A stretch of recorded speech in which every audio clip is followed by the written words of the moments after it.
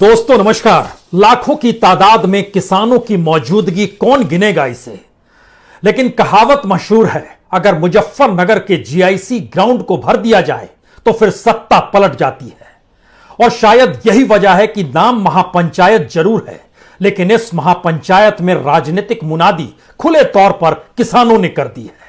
यह मुनादी लखनऊ की गद्दी के लिए खतरा है, यह मुनादी 2024 में दिल्ली की गद्दी के लिए खतरा है। यानी सियासी तौर पर सीधे कहा गया है, 3 कानून और एमएसपी को लेकर अगर अब भी लाइन पर नहीं आए तो फिर मिटा दिए जाओगे। क्या वाकई इतनी बड़ी ताकत किसानों की है, या सिर्फ मुजफ्फरनगर की इस महापंचायत को देखकर इस बात की आस और उम्मीद कोई लगा सकता है कि इस देश की राजनीतिक सत्ता को पलटने की ताकत इन किसानों में आ गई है? या फिर सिर्फ यह एक मुनादी भर है, एक ऐलान भर है, या फिर एक ऐसा एहसास है जिसको पहली बार किसान, चाहे वो गरीब हो, चाहे मजदूर हो, चाहे वो सीमांत किसान हो, चाहे वो बड़ा किसान हो, हर कोई इस देश में समझ रहा है और इसका दायरा धीरे धीरे विस्तृत हो रहा है। तभी तो जो मंच सजा, उस मंच से इस बात का भी ऐलान था कि देश कैसे बेचा जा रहा है, कौन कौन सी कंपनियों को कौन कौन खरीद रहा है। और दुनिया के भीतर में जब पूंजी पर संकट आया, बाजार पर संकट आया और हर कोई घाटे में चला गया, और भारत के भीतर भी कमोवेश हर सेक्टर घाटे में था, तो ऐसे में सिर्फ एक ही तो सेक्टर था जो बचा रहा, जिसने मुनाफा दिया, और वह खेती है। उस खेती पर कॉरपोरेट की नजर है। यानी बहुत ही महीन तरीके से पहली बार पंचायतों के भीतर शायद उस पूंजीवाद का पाठ हर किसी को सुनाई देने लगा है, जो धीरे धीरे समाजवाद की आहट को लेकर आता है। पहली बार किसान मजदूर के लेकर जो बोल है वो वामपंथी तरीके से नहीं है, वो पहली बार उस किसान के मुख और उसकी पेट की जरूरत और शायद भविष्य की परिस्थितियों को लेकर है, जिसे उसे समझ में आ गया है अगर अब वो झुक गया और खत्म हो गया तो आने वाली पीढ़ियां मजदूर के तौर पर भी बच नहीं पाएगी। शायद एक के बाद एक जितने भी इस मंच पर बोलने के लिए खड़े हुए, उनमें से हर किसी की जुबां पर या तो राजनीतिक शब्द थे, या फिर अपने होने और अपने अस्तित्व की लड़ाई के खुले तौर पर संकेत थे, जिसमें वह चेतावनी दे रहा था। और चेतावनी का चेहरा और स्वरूप क्या था, हमें लगता है पहले इसे ही सुन लीजिए। जितना ये आंदोलन जोर पकड़ रहा है, उतनी मोदी की, उसकी भाजपा की जड़ें उखड़ रही है।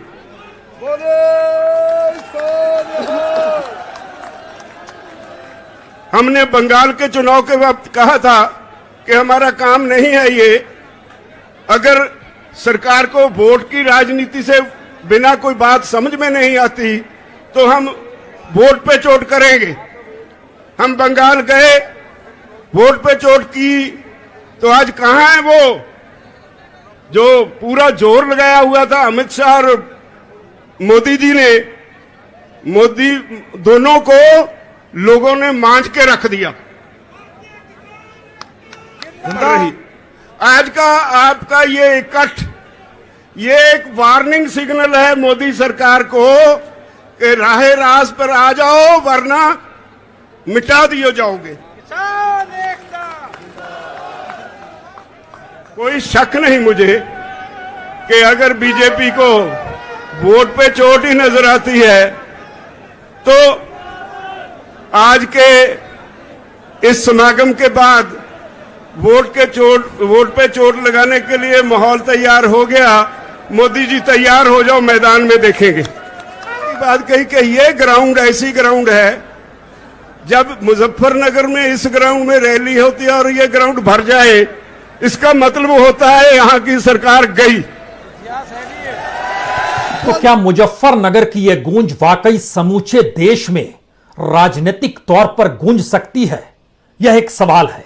हालांकि इसका पहला प्रयोग 27 सितंबर को भारत बंद के दौरान नजर आ सकता है, लेकिन महापंचायत के बाद जो रणनीति किसानों ने बनाई है, उसमें उत्तर प्रदेश और उत्तराखंड की सियासत को शायद दफन करने की स्थिति में वह खुद को खड़ा करना चाहती है। उसके जहन में बंगाल के चुनाव परिणाम जरूर हैं, लेकिन ध्यान दीजिए जिस तरीके से अब रणनीति बन रही है, वो रणनीति मंडल स्तर पर 18 बैठकों को अंजाम देना है। वह जिले स्तर पर किसानों को जोड़ना है, वह तहसील स्तर पर छोटी छोटी बैठकों को अमल में लेकर आना है। दरअसल यह पश्चिमी उत्तर प्रदेश का जो हिस्सा है और उसमें जहां पर यह सभा हुई वह जाटलैंड के तौर पर जाना जाता है। इस इलाके से आंदोलन के तौर पर पहचान अगर टिकैत की रही है महेंद्र सिंह टिकैत की, जो कि राकेश टिकैत के पिता रहे हैं, तो दूसरी तरफ चौधरी चरण सिंह की भी इसी इलाके में गूंज रही है, जिन्होंने इस देश में कृषि का पाठ पढ़ाया, वह भी आंकड़ों के जरिए, और लोगों के साथ खुद को इस रूप में जोड़ा जहां पर वो बड़ी से बड़ी राजनीतिक सत्ता को में दखल देने की स्थिति में आ जाए। मुजफ्फरनगर, मेरठ का इलाका, सहारनपुर का इलाका, ये पूरा इलाका जो खास तौर से पश्चिमी उत्तर प्रदेश का इलाका है, इसको राजनीति ने 2014 में जरूर मथा था। शायद इसीलिए मुजफ्फरनगर को चुना गया, क्योंकि याद कीजिए 2013 में मुजफ्फरनगर के जो दंगे हुए थे, उस दंगे से पहले भी वहीं पर सितंबर का ही महीना था 2013 में, वहां पर एक पंचायत हुई थी। वो पंचायत जिस जगह पे हुई थी वह नंगला मदौड़ गांव था। 7 सितंबर को यहां पर पंचायत हुई और उसके बाद दंगे हो गए। ध्रुवीकरण राजनीतिक तौर पर जिस तरीके से हुआ उसका लाभ बीजेपी को बाखूबी हुआ, और 2014 में 2 फरवरी जब प्रधानमंत्री ने अपनी चुनावी रैली जब शुरू की तो उन्होंने मेरठ को चुना, इसी पश्चिमी उत्तर प्रदेश में। और जिन बातों का जिक्र किया वह सीधे तौर पर सियासी ध्रुवीकरण राजनीतिक तौर पर बीजेपी को लाभ कैसे पहुंचा सकता है उसी दिशा में ले गया।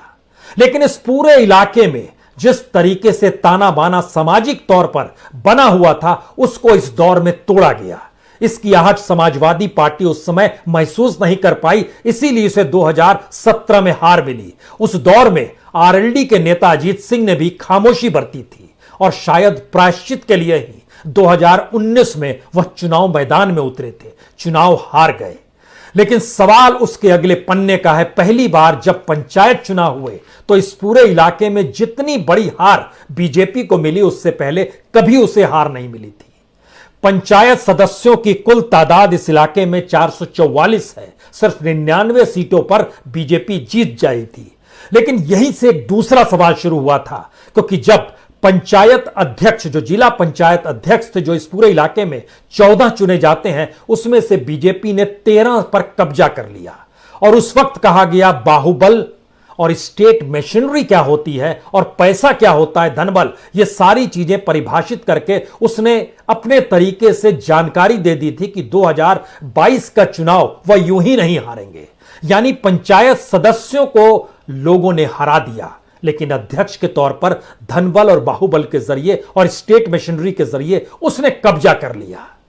यह एक नए तरीके का मैसेज है जो किसानों के सामने है, और किसान इस इलाके में सबसे ज्यादा यहां पर खाप पंचायतें हैं। यह वही इलाका है जहां से तकरीबन 25-30 किलोमीटर की दूरी पर उत्तराखंड की सीमा भी शुरू हो जाती है।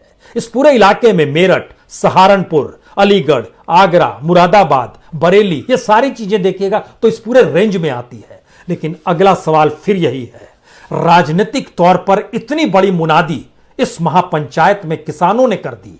कहा गया कि मिटा देंगे, या तो आप लाइन पे आ जाइए और 3 कानून जो आपने लागू किए उसे खत्म कीजिए, एमएसपी को कानून के तौर पर लागू कीजिए, अन्यथा मिटा दिए जाओगे। और वोट पर चोट की परिस्थितियों का भी जिक्र करते हुए राजनीतिक तौर पर अपना फार्मूला किसानों ने यही तय किया है कि अब राजनीतिक होकर लड़ना या ना लड़ना पड़े, लेकिन राजनीतिक को प्रभावित करने की स्थिति में वह जरूर आएंगे।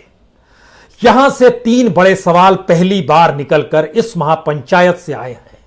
क्या वाकई इस देश के भीतर में सत्ता परिवर्तन और सत्ता को परिवर्तन करने वाला आंदोलन आने वाले वक्त में उसके अनुकूल परिस्थितियां बन जाती है, या उसकी ताकत का एहसास दूसरे राजनीतिक दल कहीं उठा तो नहीं लेते हैं?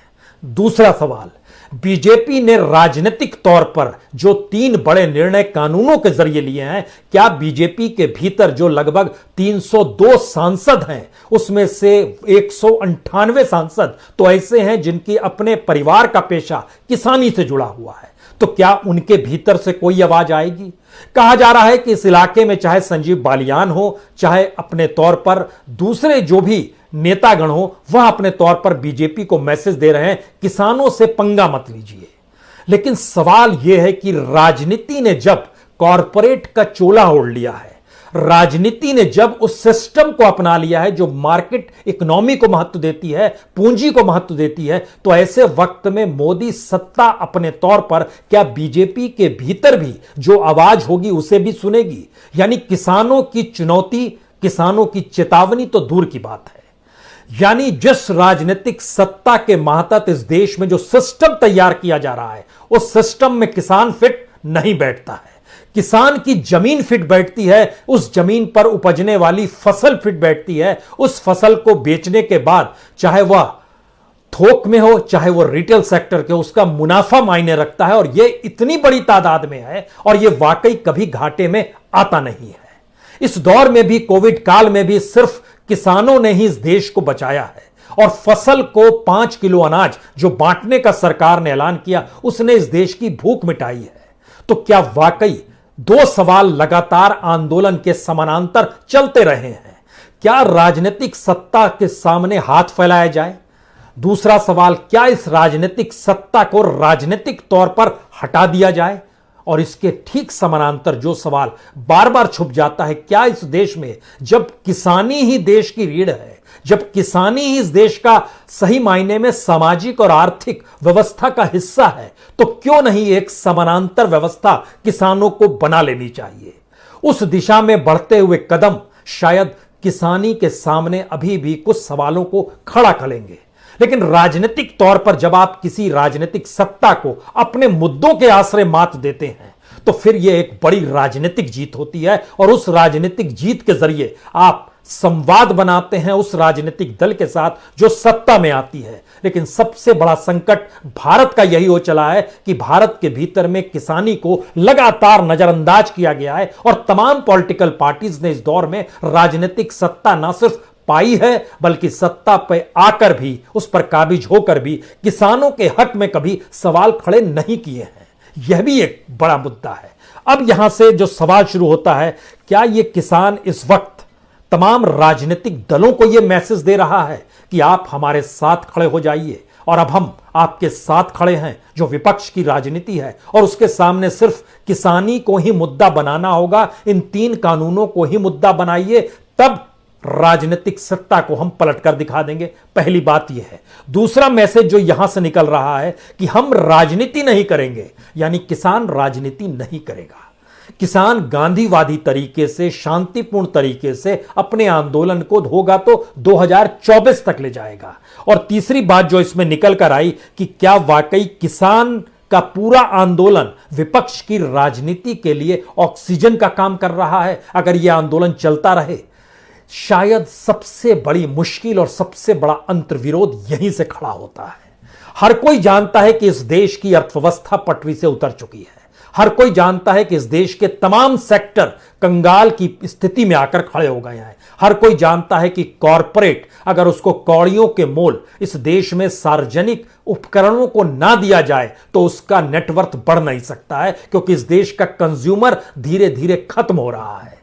गरीबियों के पास तो खरीदारी के लिए पैसा नहीं है, लेकिन मिडिल क्लास भी लोअर मिडिल क्लास में आकर सिमट गया है। लोअर मिडिल क्लास की स्थिति नाजुक हो गई है, वह 2 जून की आगे के रोटी के आगे नहीं सोच पा रहा है। यानी जो कंज्यूमर होता है, जो उपभोक्ता होता है, वह बाजार में नहीं जा पा रहा। और इस दौर में सबसे बड़ी चीज कुछ बिकी है और सबसे बड़ी खरीदारी किसी चीज की हुई है तो वह सीधे तौर पर राशन है। अंग्रेजी में कहिए तो ग्रोसरी है। इस ग्रोसरी के मार्केट और इस राशन के बाजार ने इस दौर में दिखा दिया कि इस देश को अनाज ही जिंदा रखे हुए है, और अनाज के आश्रय ही इस देश के भीतर में आक्रोश जो जनता के लिए है उसको दबाने का काम सरकार अनाज बांटकर ही करती है। अन्यथा लोगों के भीतर बहुत आक्रोश है, और मुजफ्फरनगर के भीतर में जितनी बड़ी तादाद में लोगों की मौजूदगी इस एहसास को लगातार जी रही थी कि अब वह बहुत सूक्ष्म से सूक्ष्म परिस्थितियों को समझ रहा है। पहले ऐसा किसान आंदोलन में नहीं था। महेंद्र सिंह टिकैत भी दिल्ली के जनपद पर बैठे थे उस वक्त जब आंदोलन चल रहा था। वह भी तकरीबन 8 से 9 दिनों तक जिस रूप में चला था, उससे पहले मेरठ में 18 दिनों तक चला था। या इस देश के भीतर में जब आप किसान आंदोलन को देखेंगे तो वह पूरी इकोनॉमी को कभी अपने भीतर नहीं समेट पाया है, और वह इस देश के गरीब, मजलूम, जो सिर्फ अपने घरों में सिमटे रहते हैं, उनको भी यह मैसेज अभी तक कभी नहीं मिला कि इस देश की अर्थव्यवस्था ने कैसी उनकी जिंदगी तबाह की है और राजनीतिक तौर पर जो सत्ता संभाले हुए हैं उनके पास कोई आर्थिक विजन नहीं है। यानी इस देश की अर्थव्यवस्था कैसे होनी चाहिए वह जब नहीं है, तो वह खेती के क्षेत्र में जिस सुधार का जिक्र कर रहे हैं, यानी जिस एग्रीकल्चर रिफॉर्म का जिक्र कर रहे हैं, वो सिवाय चंद हथेलियों में पैसा थमाने और उन पैसे के जरिए उस पूरी खेती पर कब्जा करने के अलावे दूसरी कोई परिस्थिति को जन्म नहीं देती है। क्योंकि यह हर कोई जानता है कि भारत के भीतर में जितनी भी इकोनॉमी का जो पूरा ढांचा था वो इस रूप में चरमरा गया है कि भारत सरकार के पास जो कलेक्शन है जीएसटी की और डायरेक्ट टैक्स की, वह भी कम हो गई है और वह पैसा अपने तौर पर किसी नए उपक्रम में लगाने की स्थिति में भी नहीं है। इसीलिए वो इस देश में प्राइवेटाइजेशन और डिसइन्वेस्टमेंट को लगातार बढ़ावा दे रही है। तो क्या आने वाले वक्त में इस देश की एग्रीकल्चर भी उसी दिशा में जाएगी? अगर एक सामान्य व्यक्ति के तौर पर देखिए, जो मैसेज आज मुजफ्फरनगर में भाषणों में था, अलग अलग नेताओं ने अपने अपने तरीके से भाषण दे रहे थे, लेकिन उसकी एक महीन रेखा बहुत साफ थी। मौजूदा वक्त की राजनीतिक सत्ता को पलटना है। मौजूदा वक्त की राजनीतिक सत्ता के पास इस देश के किसानों को लेकर कोई भावना नहीं है।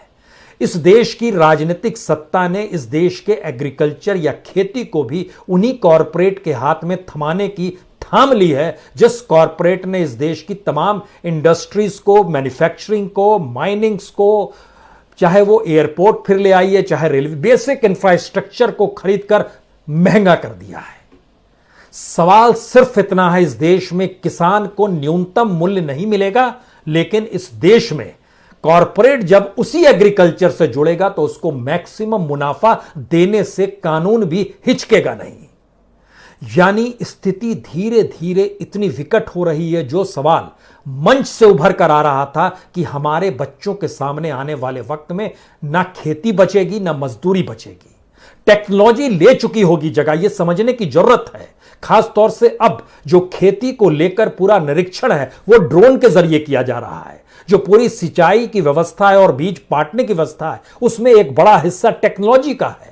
यानी टेक्नोलॉजी मजदूरों को भी खत्म करेगी और सरकार अपने तौर पर यह मान रही है कि इस देश के भीतर में जो इंडस्ट्री धीरे धीरे खत्म हो गई है, उस इंडस्ट्री के लिए जितनी बड़ी तादाद में इस देश में मजदूर चाहिए, वो मजदूरों की मात्रा अगर बढ़ेगी तो फिर तमाम इंडस्ट्रिस्टों को वहां भी कम पैसा देना होगा। यानी जो किसानी के क्षेत्र में मजदूर लगे हैं, जो किसान हैं, वह भी इस देश में इंडस्ट्रियल लेबर में कन्वर्ट हो जाए और इस देश में इंडस्ट्रियल रेवोल्यूशन को अपने तरीके से सरकार आगे बढ़ा पाए, जो कि अंतर्राष्ट्रीय बाजार के लिए माल बना पाए। यानी ये दो तरफा सोच सरकार की है। सवाल सिर्फ इतना है कि उस खेती और उस किसानी से जुड़े हुए जो लाखों किसान हैं, लाखों मजदूर हैं, उनकी तादाद लाखों में नहीं करोड़ों में है। क्या वो राजनीतिक तौर पर इतने ताकतवर हो चले हैं, या अगर हर कोई ये मैसेज समझ रहा है कि दरअसल इस देश में राजनीतिक सत्ता को पलटे बगैर यह कानून को नहीं बदला जा सकता है, तो फिर क्या राजनीतिक सत्ता को पलटने की ताकत इनमें है? क्योंकि इस समाज के भीतर में जाति भी है, खाप भी है, धर्म भी है, अलग अलग समुदाय भी हैं, अलग अलग जिंदगी जीने के तौर तरीके भी हैं और उनकी बड़ी न्यूनतम जरूरतें हैं और उन जरूरतों को तुरंत पूरा ना करा पाने की स्थिति में हर समुदाय के सामने अपने अपने संकट हैं। तो क्या राजनीतिक तौर पर यह वैसे अंतर्विरोध हैं जो तमाम किसानों को भी बांट देंगे? क्योंकि किसानी से जुड़े हुए भी अलग अलग राज्यों में अलग अलग जातियां हैं और उन जातियों को लेकर जो इस देश में राजनीति होती है, क्या वो किसानों को नहीं बांट पाएगी और किसान अपनी जाति और अपने धर्म को किसानी से ही जोड़कर मानकर चलेगा? यह एक सवाल है। यानी जो मंडल स्तर पर अब बैठ के होनी है, जो जिले स्तर पर होनी है, जो तहसील स्तर पर होनी है और जिसके लिए मुनादी इस मंच से की गई, क्या उसमें यह सीख दी जा सकेगी? या फिर जिस तरीके से खाप को लेकर ही मुजफ्फरनगर के भीतर ही दो खाप के भीतर संकट था, तो क्या यह माना जाए कि अब जिस इलाके में यह महापंचायत हुई, वहां पर जब सबसे ज्यादा खाप पंचायतें हैं, सभी एक साथ निकलकर एकजुट होकर सामने खड़ी हो गई? यह भी एक सवाल है।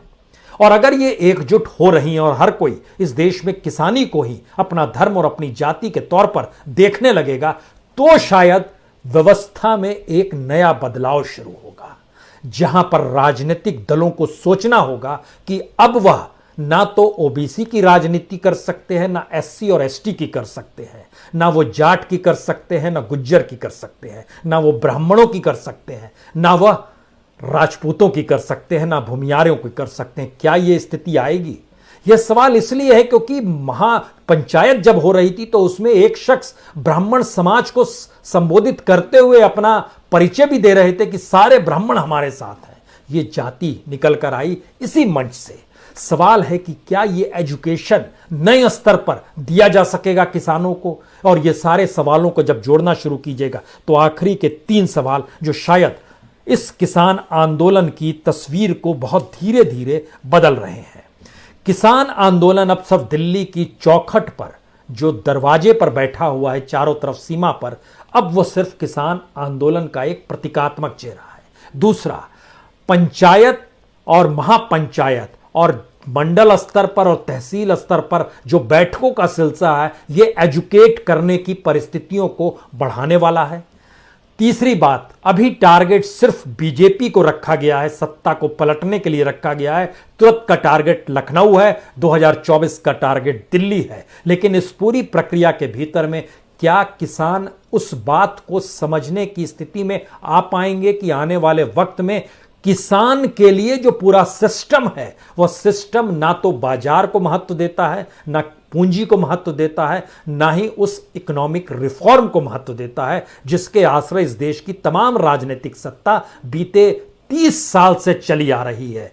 क्या इस वक्त इस देश की अर्थव्यवस्था को संभालने वाली राजनीति को भी किसानों के लिहाज से बदलने की जरूरत है? वो बदलेंगे या किसान इतना बड़ा दबाव बना पाएगा कि आप उनके अनुकूल स्थितियों को ले आ पाए, या फिर चंद ऐलानों में चीजें खो जाएंगी? वो ऐलान कानून की वापसी भी हो सकते हैं, वो ऐलान कर्ज माफी भी हो सकते हैं, वो ऐलान फसल बर्बाद होने पर सीधे सीधे पैसा देने की परिस्थिति में भी आ सकते हैं, वो ऐलान गरीबी के हालात में 6,000 रुपए आपको दे भी सकते हैं। लेकिन वो ऐलान इस सिस्टम को किसान के अनुकूल बनाने की दिशा में कैसे जाएंगे? शायद 27 सितंबर तो भारत बंद ठीक है, लेकिन इसके बाद की उस पूरी प्रक्रिया को, इस पूरे किसान आंदोलन को जीना होगा। शुरुआत है, मुनादी हुई है, इंतजार किया जाए आगे क्या होता है। बहुत बहुत शुक्रिया, बहुत बहुत शुक्रिया। व्यवस्था अरे आपके बीच में संयुक्त किसान मोर्चा दोस्तों नमस्कार। लाखों की तादाद में किसानों की मौजूदगी कौन गिनेगा इसे? लेकिन कहावत मशहूर है, अगर मुजफ्फरनगर के जीआईसी ग्राउंड को भर दिया जाए तो फिर सत्ता पलट जाती है। और शायद यही वजह है कि नाम महापंचायत जरूर है, लेकिन इस महापंचायत में राजनीतिक मुनादी खुले तौर पर किसानों ने कर दी है। यह मुनादी लखनऊ की गद्दी के लिए खतरा है, यह मुनादी 2024 में दिल्ली की गद्दी के लिए खतरा है। यानी सियासी तौर पर सीधे कहा गया है, 3 कानून और एमएसपी को लेकर अगर अब भी लाइन पर नहीं आए तो फिर मिटा दिए जाओगे। क्या वाकई इतनी बड़ी ताकत किसानों की है, या सिर्फ मुजफ्फरनगर की इस महापंचायत को देखकर इस बात की आस और उम्मीद कोई लगा सकता है कि इस देश की राजनीतिक सत्ता को पलटने की ताकत इन किसानों में आ गई है?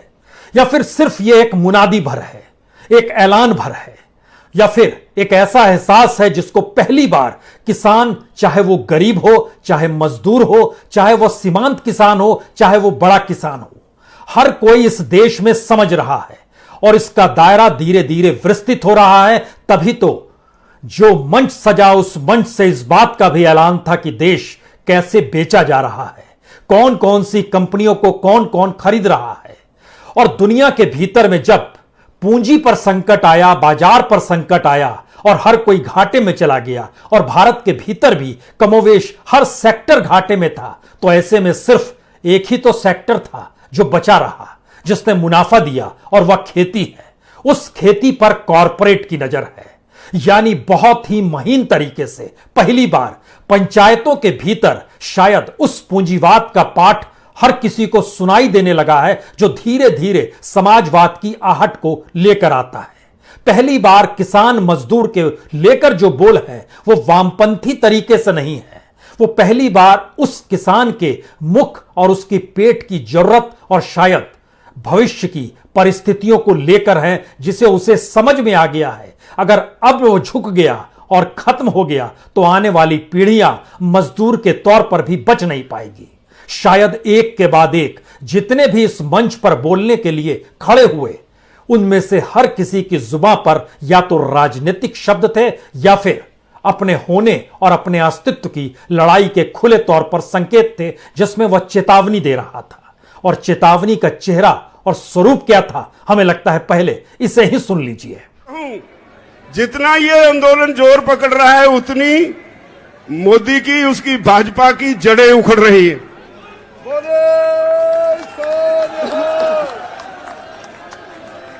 हमने बंगाल के चुनाव के वक्त कहा था कि हमारा काम नहीं है ये, अगर सरकार को वोट की राजनीति से बिना कोई बात समझ में नहीं आती तो हम वोट पे चोट करेंगे।